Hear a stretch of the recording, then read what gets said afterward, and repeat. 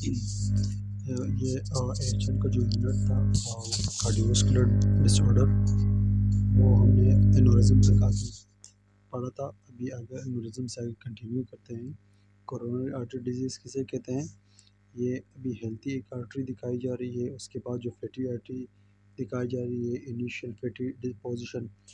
ये जो normal artery, इसके अंदर जब थोड़ी सी फैट की डिपोजिशन स्टार्ट हो जाए तो उसकी कंडीशन इस तरह हो जाती है। फिर प्लग्स ऑब्स्ट्रक्शन, जब वो प्लग्स वगैरह वो जब बढ़ जाते हैं तो उसकी वजह से जो फ्लो ब्लड होती है उसके अंदर ऑब्स्ट्रक्शन पैदा हो जाती है।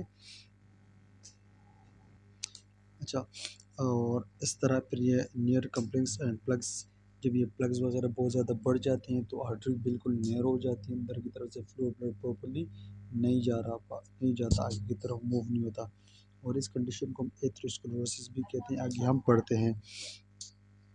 अच्छा, ये नॉर्मल कुछ रेंज बताई जा रही है कि कोलेस्ट्रॉल की नॉर्मल रेंज हमारी बॉडी में कितनी होनी चाहिए। तो एचडीएल की जो लेवल है वो हम, ये भी कोलेस्ट्रॉल होती है, एचडीएल, एलडीएल और ट्राइग्लिसराइड, जो ये सारे कोलेस्ट्रॉल के टाइप हैं।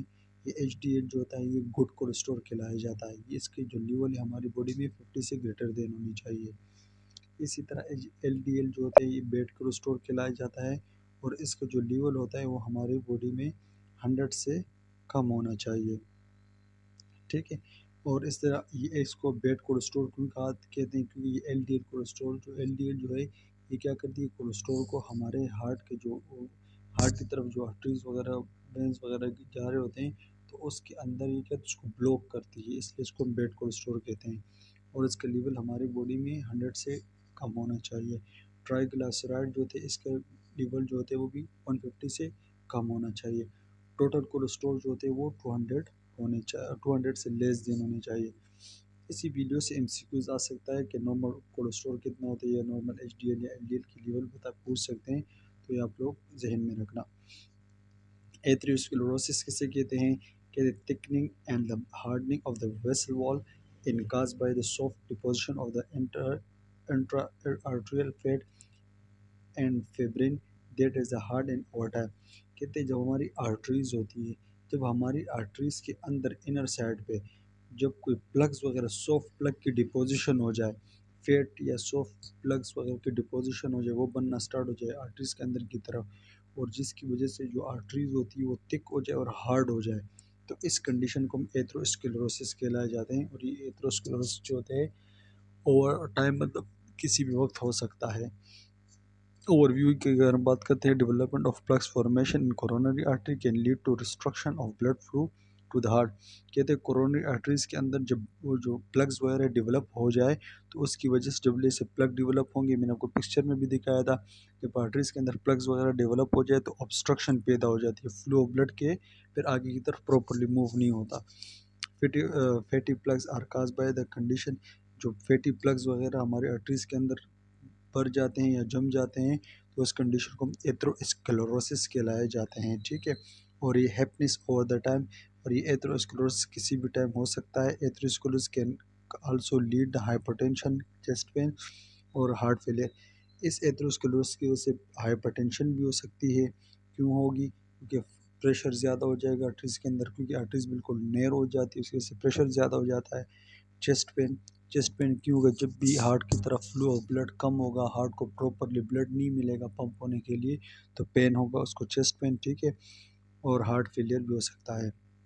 ये पिक्चर में आपको दिखाई गई है कि नॉर्मल आर्टरी है, कोई फैट की डिपोजिशन नहीं है, तो प्रॉपरली ब्लड मूव हो रहा है, कोई तकलीफ नहीं है। यहाँ पर येलो आपको दिखाया जा रहा है, ये फैट की डिपोजिशन हो रही है जिसकी वजह से जो आर्टरी बिल्कुल नैरो हो जाती है, और इस कंडीशन को एथेरोस्क्लेरोसिस कहलाए जाते हैं। रिस्क फैक्टर की अगर हम बात करें, कुछ ऐसे रिस्क फैक्टर होते हैं अनकंट्रोलेबल होते हैं, कुछ कंट्रोलेबल। एग्जांपल के तौर पर 6 हो गए, हेरिडिटी या एज या रेस वगैरह, ये जो होते हैं ये अनकंट्रोलेबल है। एग्जांपल के तौर पर एक बंदा है, उसकी एज 60-70 साल है, उसको एथेरोस्क्लेरोसिस हो, तो उसकी एज को तो हम रिवर्स नहीं कर सकते कि उसकी एज को हम 30 पे लेकर आ जाएं तो उसका ये एथेरोस्क्लेरोसिस ख़त्म हो जाए। तो ये फैक्टर ऐसे होते हैं जो अनकंट्रोलेबल होते हैं।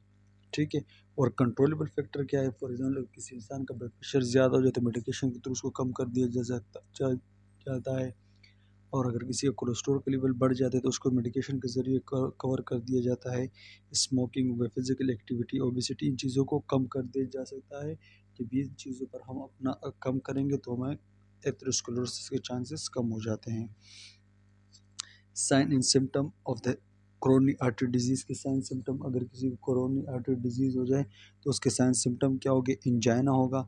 मैंने आपको पहले भी बताया था कि एंजाइना एक क्लासिक सिम्टम होता है। C A D coronary artery disease हो जाए तो उसका एक मेजर जो सिम्टम होगा वो एंजाइना। मैंने आपको बताया था कि एंजाइना किसे कहते हैं? जब भी आर्टरी स्क्लेरोसिस होगा, आर्टरी डिजीज़ होगी, आर्टरीज के अंदर प्लग्स वगैरह बनेगा, फ्लो ऑफ ब्लड हार्ट की तरफ प्रॉपर नहीं पहुंचेगा। जब प्रॉपरली हार्ट की तरफ ब्लड नहीं पहुंचेगा तो हार्ट प्रॉपरली ब्लड को पंप भी नहीं कर सकता, तो उसकी वजह से पेन क्रिएट होता है, चेस्ट पेन। उस कंडीशन को हम एंजाइना पेक्टोरस, जब उसकी वजह से चेस्ट पेन होता है उस कंडीशन को हम एंजाइना पेक्टोरस कहते हैं। ठीक है, एंजाइना है। अच्छा, it may radiate to left arm, neck, jaw and shoulder blade. ये पेन जो होता है ये रेडिएट हो सकता है, रेडिएट मतलब फैल सकता है हमारे आर्म तक, नेक या जो या शोल्डर तक। ये दर्द वगैरह जो होता है, ये सीने का दर्द ये फैल सकता है। और वुमन जो होती है उनमें ये चेस्ट पेन होता रहता है। अच्छा, इसके साथ उधर जो साइन सिम्टम है, नोज़िया हो सकता है, वोमिटिंग हो सकते हैं। अगर किसी को कोरोनरी आर्टरी डिजीज़ हो उसके साथ उधर सिम्टम नोज़िया, वोमिटिंग, वीकनेस, डायफेरोसिस। डायफेरोसिस कहते हैं एक्सेसिव स्वेटिंग, ज़्यादा पसीने आना, ये भी एक सिम्टम है, साइन सिम्टम है कोरोनरी आर्टरी डिजीज़ का। अच्छा, इसका ट्रीटमेंट की अगर हम बात करें तो पेशेंट को हम एजुकेशन करें कि भाई आपने सोडियम वगैरह, रेड मीट या ऑयल या इन चीज़ों से आपने थोड़ा सा परहेज़ करना है। और स्टेटिन हो गए, नाइट्रेट्स हो गए, कैल्शियम चैनल ब्लॉकर्स, ये बेसिकली सब्सटेंसेस होते हैं, मेडिसिन होते हैं। ये हम ट्रीट देते हैं कोरोनरी आर्टरी डिजीज़ के लिए। और कोरोनरी आर्टरी बाईपास ग्राफ्टिंग वगैरह की जाती है इसके ट्रीटमेंट के लिए। एंजाइना पेक्टोरस की अगर हम बात करते हैं तो angina pectoris is the Latin for the squeeze of the chest. Angina is a chest pain, is a discomfort occurred due to the decrease of blood flow of the heart. मैंने आपको पहले भी बताया था, अभी बता रहा हूँ कि ये कहते हैं जब भी हमारे फ्लो ऑफ ब्लड जो होते हैं, हार्ट की तरफ जो ब्लड जा रहा होता है, जब वो प्रॉपरली नहीं जा रहा होता, कम जा रहा होता, हार्ट को ब्लड कम मिल रहा होता, तो उसकी वजह से एक पेन क्रिएट होता है हमारे चेस्ट में, जिसको हम क्या कहते हैं? एंजाइना पेक्टोरस कहते हैं। और इसमें क्या होता है? चेस्ट में डिस्कम्फर्ट महसूस होता है या पेन महसूस होता है फ्लो ऑफ ब्लड कम मिलने की वजह से, उसको हम एंजाइना पेक्टोरस कहते हैं। और इसमें इंसान को इस तरह फील होता है कि स्क्वीजिंग, स्क्वीजिंग कहते हैं, जैसे बोझ वगैरह नहीं पड़ता चेस्ट पे, इस तरह फील होता है। Discomfort also occur in the your shoulder arm. और ये जो चेस्ट पेन है ये आपके शोल्डर आर्म, नेक और बैक यहाँ तक भी फैल सकता है, रेडिएट हो सकता है। फैक्टर कौन कौन से हैं कि एंजाइना पेक्टोरस किस किस चीज़ की वजह से होता है? ये बताया गया है कि भाई usually cause by the atherosclerosis disease. अगर किसी को एथेरोस्क्लेरोसिस डिजीज़ हो जाती है तो उसकी वजह से जो है, उसकी वजह से भी एंजाइना पेक्टोरस होता है। फिजिकल एक्सर्शन का मतलब है कोई फिजिकल ऐसी एक्टिविटी होती है, ज़्यादा फिजिकल एक्टिविटी कर दे, उसकी वजह से भी चेस्ट पेन हो सकता है। या कोई एक्सपोज टू कोल्ड, ऐसे बिल्कुल ज़्यादा कोल्ड इन्वायरमेंट हो, ठंड मौसम हो, उसकी वजह से भी एथेरोस्क्लेरोसिस एंजाइना पेक्टोरस हो सकता है। या ईटिंग अ हेवी मील, या कोई ऐसे बहुत ज़्यादा खाना वगैरह, हेवी मील वगैरह खा ले, प्रॉपर्ली वो डाइजेस्ट ना हो, उसकी वजह से भी आपको एंजाइना पेक्टोरस से पेन हो सकता है। ठीक है, और अभी इसमें बताया कि stress any emotion provoking situation causing a release of adrenaline and increase the blood pressure, which may be accelerate heart rate and increase the myocardial workload। अच्छा, ये बता रहे हैं कि भाई कोई ऐसी सिचुएशन, इमोशनली सिचुएशन हो जाए या कोई स्ट्रेस सिचुएशन हो जाए किसी बॉडी को, उसकी वजह से वो बॉडी क्या करती है? एड्रेनल जो हार्मोन है एड्रेनलिन, वो रिलीज़ करती है। एड्रेनल हार्मोन जैसे रिलीज़ होते हैं, एड्रेनलिन जो होते हैं ये एपिनेफ्रिन और नॉन एपिनेफ्रिन की बात हो रही है। ये हमारी बॉडी ये रिलीज़ करती है, जैसे वो रिलीज़ हो जाते हैं तो वो हमारे ब्लड प्रेशर को भी बढ़ा देते हैं, हमारे हार्ट रेट को भी बढ़ा देते हैं। जब ब्लड प्रेशर, हार्ट रेट बढ़ जाता है तो उसकी वजह से कार्डिक ओवरलोड भी हो जाता है। जो कार्डिक वर्कलोड होती है वो बढ़ जाएगा तो उसकी वजह से भी आपको एंजाइना पेक्टोरस से चेस्ट पेन हो सकता है। टाइप ऑफ एंजाइना, एंजाइना जो होते हैं सीने के दर्द, इसके 4-5 किस्म के टाइप होते हैं। 5 इसमें पढ़ते हैं। स्टेबल एंजाइना किसे किसे कहते हैं? Predictable and the consistent pain that occur exertion and relief by rest. कहते हैं अगर आप कोई एक्सर्शन कोई काम वगैरह कर रहे हो, उसके दौरान आपको चेस्ट पेन महसूस हो रहा हो, और जैसे वो काम आप छोड़ दो, आप रेस्ट कंडीशन में आ जाओ और वो पेन बिल्कुल ख़त्म हो जाए, चला जाए, रिलीफ हो जाए, आराम मिल जाए उसका से, तो उसको हम स्टेबल एंजाइना, मतलब आप काम कर रहे हो, आपको चेस्ट पेन हो रहा है, तो ये, और जैसे आप काम छोड़ देते हो, रेस्ट करते हो, तो वो दर्द ख़त्म हो जाता है, ये होता है स्टेबल एंजाइना। अनस्टेबल एंजाइना जो होता है उसको हम प्रेनिफ्रेक्शन एंजाइना या क्रेसेंडो एंजाइना भी कहते हैं। ठीक है, ये नाम जहन में रखना। इसकी में क्या होता है, एक और more frequently and last longer than the stable angina, the threshold for the pain lower and pain may be एक एट द रेस्ट। अच्छा, ये जो अनस्टेबल एंजाइना होता है, इसमें जो पेन होता है ये स्टेबल एंजाइना से थोड़ा सा ज़्यादा होता है, दर्द इसका थोड़ा लंबा चलता है। और इसका जो स्टेबल एंजाइना में जब इंसान रेस्ट कंडीशन में चले जाता है, पेन ख़त्म हो जाता। मगर इसमें आप अगर रेस्ट कंडीशन में हो या आप काम करें, तो दोनों टाइम आपको पेन महसूस होता है, तो ये अनस्टेबल एंजाइना है। मैक्रोवेस्कुलर एंजाइना किसे कहते हैं, like a chest pain in a patient with a normal coronary arteries that is a result from the impair vasodilator reserve. ये क्या होता है, कहते हैं ये माइक्रोवेस्कुलर एंजाइना क्या होता है, बेसिकली इसमें हमारी कोरोनरी आर्टरी जो होती है बेसिकली नॉर्मल होती है, मगर वो कोरोनरी आर्टरी प्रॉपरली डायलेट नहीं होती और प्रॉपरली हार्ट तक ब्लड नहीं जा रहा होता। वैसे कोरोनरी आर्टरी नॉर्मल होगी, मगर वो प्रॉपरली जितना उसको डायलेट होना होता है वो उतना डायलेट नहीं होती, तो ब्लड फ्लो थोड़ा थोड़ा जा रहा होता है, तो उसकी वजह से जो दर्द होता है उसको माइक्रोवेस्कुलर एंजाइना कहते हैं। वे वेरिएंट एंजाइना के किसे क्या होता है, वेरिएंट एंजाइना को हम प्रिंस मेटल एंजाइना भी कहते हैं। Pen at rest with the reverse ST segment elevated. It would be through to be caused by the coronary artery vasospasm. कहते हैं ये वेरिएंट एंजाइना जो अगर आप रेस्ट कंडीशन में हो तब भी ये आपको चेस्ट में पेन महसूस होता है। ठीक है, वेरिएंट एंजाइना अगर आपको हो, और इसमें क्या होता है हमारा एस टी सेगमेंट जब आप ECG करते हो तो आपको एस टी सेगमेंट का पता लग जाएगा। एस टी सेगमेंट किसे कहते हैं, इसमें क्या होता है हमारे एस टी सेगमेंट क्या होता है, एलिवेट ऊपर चला जाता है, बढ़ जाता है, उसके लेवल जो होता है वो बढ़ जाता है। और ये एस टी सेगमेंट का लेवल क्यों बढ़ता है, जब कोरोनरी आर्टरी वेजोस्पाज्म, जब हमारी कोरोनरी जो आर्टरी वेजोस्पाज्म हो जाती है, मतलब बिल्कुल नैरो हो जाती है, उसकी वजह से क्या हो जाता है हमारा एस टी सेगमेंट जो होता है वो एलिवेट हो जाता है। जब हमारा एस टी सेगमेंट एलिवेट हो जाता है तो उसकी वजह से हमें पेन होता है, चाहे हम रेस्ट कंडीशन में या काम कर रहे हो, तो उसको वेरिएंट एंजाइना कहलाया जाता है। साइलेंट इस्कीमिया किसे कहते हैं, object evidence of ischaemia such as electrocardiography chest with a stress test but patient report no symptom। ये साइलेंट इस्कीमिया क्या होता है, साइलेंट इस्कीमिया ऐसा होता है अगर हम कोई पेशेंट है हम उसके टेस्ट वगैरह करते हैं और या उसको हम इलेक्ट्रोकार्डियोग्राफी वगैरह कर रहे हैं, उसके अंदर हमें ये रिपोर्ट में पता लग जाए कि भाई इसको इस्कीमिया है, मगर बज़ाहिर उस पेशेंट को उस इस्कीमिया की कोई साइन सिम्टम वगैरह ना हो, और रिज़ल्ट में आ जाए कि इसकी इस्कीमिया है मगर उसको कोई इंसान कोई सिम्टम वगैरह मौजूद ना हो, तो इसको हम साइलेंट इस्कीमिया कहते हैं। क्लिनिक मैनिफेस्टेशन की बात करें, अगर एंजाइना होगा किसी की तो उसमें हमें कैसे पता लगेगा clinical manifestation, indigestion, feeling indigestion, heavy sensation in upper chest region and discomfort। वही बात हो रही कि भाई जब आपको इंजाइना होगा तो आपको क्या होगा, इंडाइजेशन फीलिंग होगी, हेवी सेंसेशन होगा आपको अपर चेस्ट पे, और स्टीजिंग डिस्कम्फर्ट ऐसे लगेगा जैसे कोई वज़न या दबाव वगैरह चेस्ट पे पड़ा हो, इस तरह आपको ये हो सकता है। और ये बताया जा रहा है कि ये पेन जो होते हैं वो रेडिएट होता है शोल्डर की तरफ, अपर आर्म इस तरफ ये रेडिएट भी होता है, क्लिनिकल मैनिफेस्टेशन है। डायग्नोस्टिक टेस्ट की अगर हम बात करते हैं तो ये कहते हैं ब्लड टेस्ट करते हैं।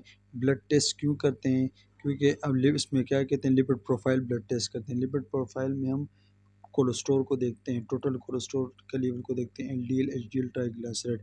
इसको इसलिए देखते हैं कि यार शायद इसको इंजाइना पेक्टोरस जो है दर्द, इसमें कोई प्लग्स वगैरह तो नहीं बने या कोलेस्ट्रॉल वगैरह तो ज़्यादा नहीं हुआ है जिसने आर्टरीज को ब्लॉक कर दिया, उसकी वजह से दर्द तो नहीं हो रही, इसलिए हम ये करते हैं।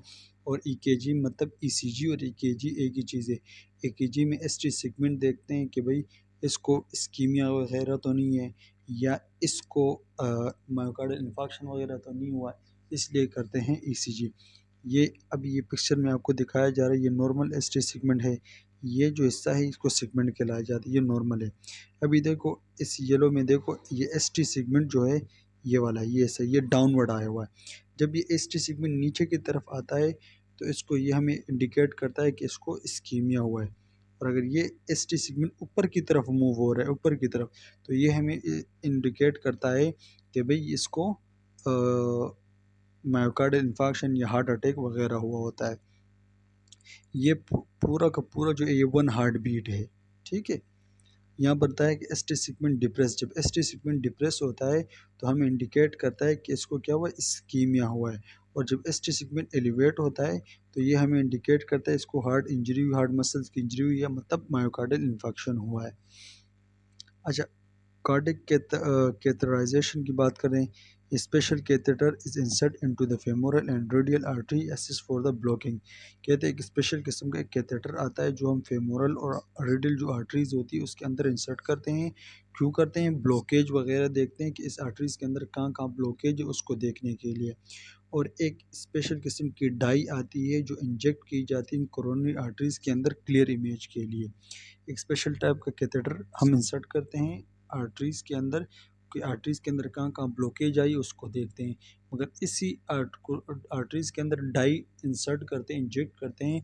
और डाई इसलिए इंजेक्ट करते हैं कि हमें उस ब्लॉक जहाँ जगह ब्लॉक हुई उसका क्लियर इमेज आ जाए। तो क्लियर इमेज के लिए हम डाई का इस्तेमाल करते हैं। Cardiac doctor makes the decision for the artery need if artery needs. अच्छा, पीसीआई जो होती है ये एक प्रोसीजर होता है। ठीक है, इसको हम दूसरा एंजियोप्लास्टी भी कहते हैं। पीसीआई का full form percutaneous coronary intervention कहते हैं। अच्छा, balloon angioplasty, we inflate in balloon in the block artery to compress the plugs against the arterial wall and the stent is a place to allow blood to flow back through the arteries. अच्छा, balloon angioplasty ये भी एक procedure है। ये कैसे करते हैं? ये एक बलून एंजियोप्लास्टी आती है।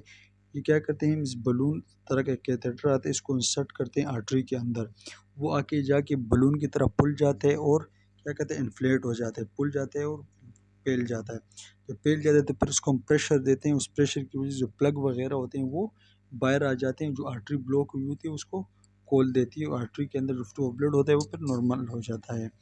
ठीक है, नर्सिंग इंटरवेंशन की बात करें, अगर किसी को कोरोनरी आर्टरी डिजीज़ होगी तो उसका नर्सिंग इंटरवेंशन क्या होगा? पेशेंट को हम एजुकेट करेंगे, बताएंगे कि ट्रीटमेंट के बारे में बताएंगे, प्रिवेंशन के बारे में बताएंगे, मेडिकेशन के बारे में इन चीज़ों के बारे में बताएंगे। और पेशेंट को बताएंगे भी अपने डाइट का ख्याल करें, लो फैट वाली चीज़ें खाएं, इन चीज़ों से परहेज़ करें। एक्सरसाइज प्रोग्राम समझाएंगे, स्मोकिंग से उनको बोलेंगे स्मोकिंग वगैरह ना करें। और उसको बोलेंगे वेट वगैरह लूज़ करें अपना। और उसका मॉनिटर करेंगे, heart rate, blood pressure monitor करेंगे, साइंस सिम्टम चेक करेंगे। ठीक है, और ये सारी चीज़ें करते हैं नर्सिंग इंटरवेंशन।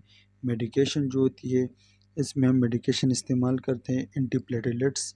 एंटीप्लेटलेट्स वो ड्रग्स होती है जो प्लेटलेट्स के प्लग बने होते हैं उनको अगेंस्ट जो दी जाती है, जो प्लेटलेट्स के प्लग को ख़त्म करती है, उसको एंटीप्लेटलेट्स ड्रग्स कहा जाता है। अच्छा, इसमें एस्प्रिन आती है। एस्प्रिन जब भी हम देखते हैं तो उनको देते हैं कि भाई इसका जीआई ब्लीडिंग वगैरह देखते हैं क्योंकि एस्प्रिन की वजह से जीआई ब्लीडिंग भी हो सकता है। ठीक है, और दूसरा Plavix for a patient who can't tolerate aspirin और जस्ट हार्ट स्टेंट प्लेस। कहते हैं वो बंदा जिसको हम एस्प्रिन उसके ऊपर सूटेबल नहीं है तो उसकी वजह से हम प्लेवेक्स देते हैं। ठीक है, नाइट्रेट्स जो होते हैं नाइट्रोग्लाइसरीन, ये क्या करती है हमारे ब्लड वेसल को क्या कहती है डायलेट कर देती है। जब हमारा ब्लड वेसल डायलेट हो जाता है तो उसके अंदर फ्लो ब्लड जो होता है वो प्रॉपरली ज़्यादा से ज़्यादा जा रहा होता है। ठीक है, और जब फ्लो ब्लड ज़्यादा से ज़्यादा जा रहा हो तो हमें हार्ट को प्रॉपरली ब्लड वगैरह मिलता है तो हमें ब्लड प्रेशर भी हमारा कम हो जाता है और प्रॉपरली हार्ट के ऊपर जो वर्कलोड है वो भी कम हो जाता है। अच्छा, नाइट्रेट जो होते हैं वो सबलिंगुअल दी जाती है, सबलिंगुअल ज़बान के नीचे दी जाती है। ठीक है, अच्छा, वे इसका जो ये कब देते हैं ये नाइट्रेट्स? जब इंसान को चेस्ट पेन होता है तो उस टाइम हम इसको दे देते हैं कि वो ज़बान के नीचे रख दे। वो क्या करती है फ़ौरन हमारे जो आर्टरीज गए होते हैं, वेंस गए होते हैं उसको डायलेट कर देती है, फ्लो ब्लड हार्ट की तरफ ज़्यादा चला जाता है और दर्द वगैरह कम हो जाता है। कहते हैं कि भाई एक डोज़ आपने दिया, 5 मिनट के अंदर उसको सही नहीं हुआ, 5 मिनट के बाद आप दूसरा डोज़ देते हो उसको 5 मिनट देखते हो, अगर उसके बाद सही नहीं हो फिर 5 मिनट के बाद तीसरा डोज देते हो। उसके बाद भी अगर ठीक नहीं हो तो आपने चौथा डोज नहीं देना है, 3 डोज के ज़्यादा फिर नहीं देना, उसको आगे हॉस्पिटल भेज देना है। कोलेस्ट्रॉल की बात, लोअरिंग मेडिसिन कोलेस्ट्रॉल सिस्टेन के नाम से जो भी आती है क्लास होती है, सिस्टेन जो होती है ये हम यूज़ करते हैं कोलेस्ट्रॉल को कम करने के लिए। इसमें कौन कौन सी मेडिसिन आती है, लेप्टोर आती है, क्रोस्टोर या जोटोर। ये क्या करती है, हमारे एलडीएल के जो लेवल है उसको क्या करती है, कम करती है। उसके साथ एलडीएल के लेवल को कम कर देती है, और उसके साथ साथ क्या करती है, ट्राइग्लिसराइड की और टोटल कोलेस्ट्रॉल की, इन सब की लेवल को कम करती है, नॉर्मलाइज लेवल तक लेकर आती है। और उसके साथ साथ एचडीएल की लेवल को इंक्रीज़ करती है। बीटा ब्लॉकर, बीटा वो ड्रग्स जिनके एंड में लोल आता है, जैसे प्रोपानोलोल, मेटोप्रोलोल, ये क्या करती है, बीटा ब्लॉकर ड्रग्स कहलाई जाती है। ये क्या करती है, heart rate and blood pressure को लो करती है, रिड्यूस कर देती है। जो वर्कलोड होता है हार्ट के ऊपर उनको भी कम कर देती है। They will help the decrease the episodic chest pain, उससे भी तकलीफ को कम कर देती है। ठीक है।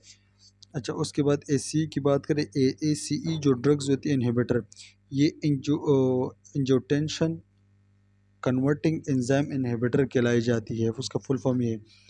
वो ड्रग्स जिनके एंड में प्रिल आता है, PRIL प्रिल आता है, वो ACE इनहिबिटर कहलाई जाती है, और लेसिनोप्रिल। अच्छा, पहले ये इंजोटेंशन कन्वर्टिंग एंजाइम की अगर हम बात करते हैं, ये इंजोटेंशन कन्वर्टिंग एंजाइम ऐसे होते हैं, ये क्या करते हैं, इंजोटेंशन 1 को इंजोटेंशन 2 के अंदर कन्वर्ट करते हैं। जब इंजोटेंशन 1 इंजोटेंशन 2 के अंदर कन्वर्ट हो जाता है तो हमारे ब्लड वेसल को वो कॉन्ट्रैक्ट करता है। जब ब्लड वेसल वो कॉन्ट्रैक्ट होंगे उसकी वजह से, तो हमारा ब्लड प्रेशर मज़ीद बढ़ेगा। तो उसकी वजह से हम ACE इनहिबिटर देते हैं, इंजोटेंशन कन्वर्टिंग एंजाइम इनहिबिटर देते हैं। वो क्या करते हैं, एंजियोटेंशन 1 को एंजियोटेंशन 2 के अंदर कन्वर्ट होने नहीं देता। जब वो कन्वर्ट नहीं होगा तो वेसल कॉन्ट्रैक्ट नहीं होगी, वेसल कॉन्ट्रैक्ट के बजाय डायलेट होंगे। जब डायलेट होंगे तो उसके अंदर फ्लो ब्लड भी ज़्यादा जाएगा, और उसकी वजह से हम हार्ट को ज़्यादा से ज़्यादा ब्लड मिलेगा, और कार्डियक वर्कलोड भी डिक्रीज़ हो जाता है। ठीक है। अच्छा, ये यहाँ तक ये ख़त्म हो गया। अभी आगे हम पढ़ते हैं हाइपरटेंशन के बारे में, पढ़ते हैं हाइपरटेंशन किसे कहते हैं।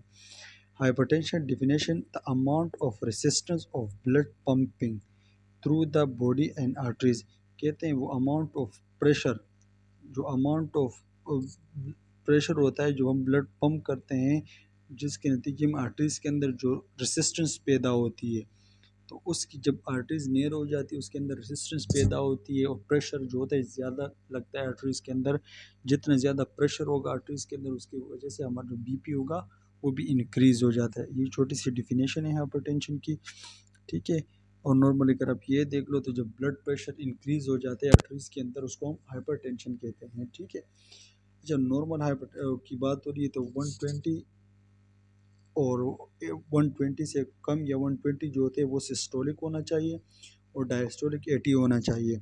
अच्छा, प्री हाइपरटेंशन किसे कहते हैं, कि यार 120 से लेकर 139 तक सिस्टोलिक का होना, और 80 से 89 तक डायस्टोलिक का होना, ये प्री हाइपरटेंशन होती है। हाइपरटेंशन की 2 स्टेज होती है। स्टेज 1 वो स्टेज होती है अगर उसका सिस्टोलिक जो होता है 140 से लेकर 159 तक है, और डिस्टोलिक 90 से 99 तक है, तो ये स्टेज 1 है। स्टेज 2 जो होती है वो 160, अगर उसका सिस्टोलिक 160 से ज़्यादा हो और डायस्टोलिक 100 से ज़्यादा हो, तो ये स्टेज 2 कहलाई जाती है।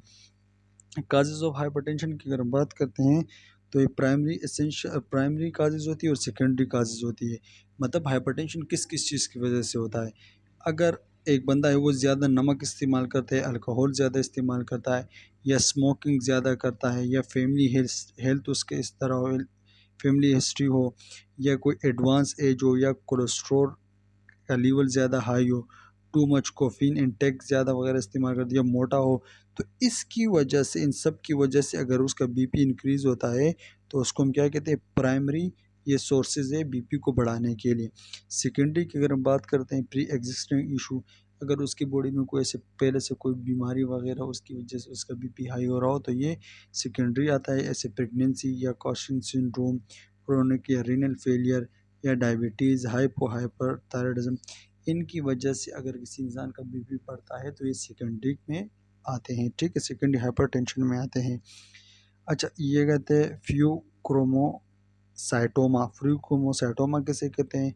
ट्यूमर और एड्रिनल ग्लैंड, जब हमारे एड्रिनल ग्लैंड होता है किडनी के ऊपर, जब उसके अंदर ट्यूमर डेवलप हो जाए तो उसको फ्यूक्रोमोसाइटोमा कहलाया जाता है। और उसके जब ट्यूमर डेवलप हो जाते हैं वो क्या कहते हैं करता है, एड्रेनलिन और नॉन एड्रेनलिन बहुत ज़्यादा सीक्रेट कर देता है। जब वो बहुत ज़्यादा सीक्रेट होते हैं तो हमारे ब्लड प्रेशर को भी बढ़ा देते हैं, ठीक है। नर्सिंग असेसमेंट ऑफ हाइपरटेंशन, ये साइंस सिम्टम की बात हो रही है, ठीक है। अच्छा, हाइपरटेंशन को एक साइलेंट किलर के नाम से भी जाना जाता है, ठीक है। अगर एमसीक्यूज आ जाए कि हाइपरटेंशन को दूसरा नाम क्या कहते हैं तो उसको साइलेंट किलर भी कहते हैं। ये जिस पे स्टार बने होते हैं ये मोस्ट कॉमन सिम्टम होते हैं हाइपरटेंशन में, मतलब headache, blurry vision, chest pain, ये सारे जो होते हैं ये मोस्ट कॉमन सिम्टम है। नर्सिंग इंटरवेंशन फॉर हाइपरटेंशन की बात करते हैं तो हम ब्लड प्रेशर को मेजर करते हैं दोनों हाथों से, राइट और दोनों लेफ्ट दोनों हाथों से। और तब मेजर करेंगे, मेक श्योर हमें होना चाहिए कि भाई पेशेंट जो होते 5 मिनट को रेस्ट कंडीशन में होगा, मतलब अगर बंदा है उसको डायरेक्ट फौरी हम ब्लड प्रेशर नहीं चेक करेंगे, पहले उसको 5 मिनट बिठाएंगे, मेक श्योर हमें होना चाहिए कि 5 मिनट उसने रेस्ट की हो। उसके बाद उसका बीपी लेंगे दोनों हाथों से। और अच्छा, ये भी मेक श्योर होना चाहिए कि उस बंदे ने स्मोकिंग नहीं की हो, क्योंकि स्मोकिंग की वजह वेसल जो होते हैं वो कॉन्ट्रैक्ट होते हैं, जब वेसल कॉन्ट्रैक्ट होगी बीपी ज़्यादा होगा। और बाकी उससे जो है फैमिली हिस्ट्री पूछेंगे कि भाई आपकी फैमिली में किसी का बीपी तो ज़्यादा वगैरह नहीं होता, और चीज़ें पूछेंगे। Blood pressure reading and dietary intake, ये सारी चीज़ें हम उससे पूछेंगे, ठीक है। एजुकेशन की अगर बात करें तो उसको बोलेंगे भाई अपने सोडियम हो गया, अल्कोहल, इन चीज़ों से आपने परहेज़ करना है और स्मोकिंग नहीं करनी, क्योंकि स्मोकिंग वजह से वीजो कंस्ट्रक्शन होगी, ब्लड प्रेशर मज़ीद बढ़ेगा। अच्छा, एक्सरसाइज प्रोग्राम बताना है, एक्सरसाइज वगैरह करना है, वेट लूज़ करना है, और ये सारी चीज़ें उसको बतानी है, ठीक है। फार्माकोलॉजी की अगर हम बात करते हैं कि भाई उनको कौन कौन सी मेडिसिन देते हैं, थायज़ाइड डायूरेटिक्स वो ड्रग्स होती है जो बीपी को कम करती है। ये डायूरेटिक्स वो ड्रग्स होती है, ये बीपी कैसे कम करती है, जैसे हम ये देते हैं, ये नाम दिया है इसको, इसके डायोरिल के नाम से आती है, ठीक है। ये जैसे हम देते हैं तो ये क्या करती हैं, वाटर और सोडियम को हमारे किडनी के थ्रू ज़्यादा से ज़्यादा निकालती है। जब ज़्यादा वाटर और सोडियम निकलेगा तो क्या करेगा, बीपी जो होता है नॉर्मलाइज हो जाएगा, नॉर्मल तरीके पे नॉर्मल लेवल पर आ जाएगा। Not for patient renal failure watch, अच्छा अगर कोई पेशेंट रीनल फेलियर का हो तो उसमें हम क्रिएटिनिन का लेवल भी चेक करेंगे। We watch the patient who are taking a lithium, increase the chances of the lithium toxicity. और ये भी देखने अगर कोई इंसान लिथियम इस्तेमाल करे तो उसके अंदर लिथियम टॉक्सिसिटी के चांसेस ज़्यादा होते हैं। एसी मैंने आपको बताया था, एंजियोटेंसिन कन्वर्टिंग एंजाइम इनहिबिटर, ये एक ऐसी मेडिसिन होती है जैसे लिजोनोप्रिल, जैसे हम ये देते हैं इनहिबिटर, इनहिबिटर का मतलब रोकना। ये जैसे हम देते हैं तो ये क्या करते हैं, एंजियोटेंसिन 1 को एंजियोटेंसिन 2 के अंदर कन्वर्ट होने नहीं देते हैं, ठीक है। जब वो कन्वर्ट नहीं होगी तो प्रिवेंशन हो जाएगा, वेजो कंस्ट्रक्शन नहीं होगा, वेजो कंस्ट्रक्शन नहीं होगा, वेजो डायलेशन होगा, वेजल डायलेट होंगे, फ्लो ब्लड ज़्यादा हो चलाएगा तो वो जो तकलीफ़ें हैं, दर्द है वो, और बीपी सारा कम हो जाएगा। अच्छा, पेशेंट को बताना है कि भाई अबाउट अ ड्राई कफ, इस एसी की वजह से आपको खुश्क खांसी भी हो सकती है, टेस्ट चेंजेस भी हो सकते हैं। और उस जब भी हम एसी इनहिबिटर देते हैं तो पेशेंट को बोलेंगे कि भाई इसके साथ पोटाशियम सब्सटेंसेस नहीं लेना, क्योंकि पोटाशियम जो होते हैं वो वाटर रिटेंशन करती है, ठीक है, वो पोटाशियम रिटेंशन हो जाती है, रुक जाती है। Complaints very important due to the rebounded hypertension और कैप्टोप्रिल इनकी द रिस्क ऑफ लीडिंग, ये कैप्टोप्रिल जो आती है ये भी ACE इनहिबिटर की एक मेडिसिन है, इसकी वजह से ब्लीडिंग भी होती है तो हमें मेक श्योर ख्याल करना होगा, ठीक है। और मोक्सिप्रिल टेक 1 आवर बिफोर अ मील, खाने से 1 घंटे पहले मेक्सोप्रिल की इस्तेमाल की जानी चाहिए। ARBS जो होते हैं एंजियोटेंसिन रिसेप्टर ब्लॉकर, इसे बेसिकली कहते हैं, ये हम उन पेशेंट को देते हैं जिनके ऊपर ACE इनहिबिटर प्रॉपरली काम नहीं करता, तो उसकी वजह से फिर हम एंजियोटेंसिन रिसेप्टर ब्लॉकर देते हैं।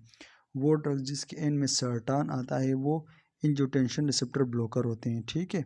इसमें वही बताया जो मैंने आपको बताया कि उन बंदों को देते हैं जिनके ऊपर ACE इनहिबिटर प्रॉपरली काम नहीं करता, उसको हम एंजियोटेंसिन रिसेप्टर ब्लॉकर देते हैं।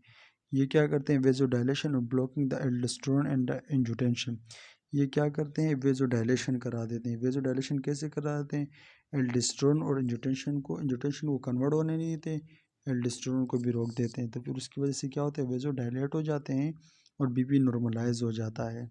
ठीक है। और कैल्शियम चैनल ब्लॉकर्स वो ड्रग जिसके एन में डाइपाइन आता है, जैसे एम्लोडाइपाइन, ये क्या करते हैं, और ये इनका काम क्या है, ये क्या करते हैं, हमारे हार्ट रेट और कार्डिक जो वर्कलोड होता है इनको क्या करते हैं, स्लो कर देते हैं।